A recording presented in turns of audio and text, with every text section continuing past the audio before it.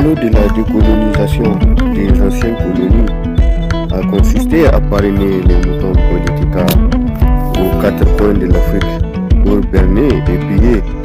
toutes les ressources destinées à combler les caprices français et européens. Juste pour ne pas perdre de vue le potentiel du mouton démocrate est destiné à certifier les acquis de la colonisation. Mais cette fois-ci,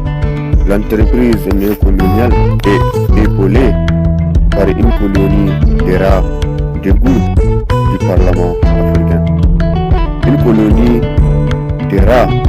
qui ronge le pouvoir législatif tout en jouant au roi du silence dans la capitale, juste à côté du mouton clôturé dans le palais présidentiel.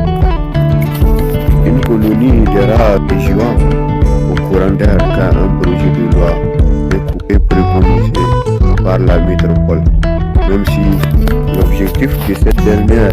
est de déployer un contingent de moutons démocrates allergiques à un état de droit, allergiques à la souveraineté nationale, allergiques à l'unité de l'Afrique, allergiques à la voix d'une Afrique qui résiste avec la tête haute comme les panafricanistes du Mumba, avec les loups sauvages qui ont essayé les Zaïre, allergiques à la voix d'une Afrique qui résiste au fardeau de la politique du ventre du mouton intellectuel qui tourne la tête, qui ne voit rien et qui n'entend rien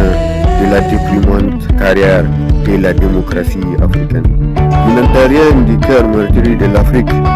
et de ses enfants, qui n'entend rien aux pleurs des enfants de l'Afrique, divertis avec une symphonie des programmes délirants et tordus, au détriment de l'histoire de tous les résistants les plus habiles qui ont défendu les royaumes africains pendant la barbarie de la colonisation, au détriment des chevaliers oubliés qui ont défié la machine coloniale, au détriment des héros oubliés qui ont donné leur cœur et leur âme pour l'Afrique pendant la bataille coloniale.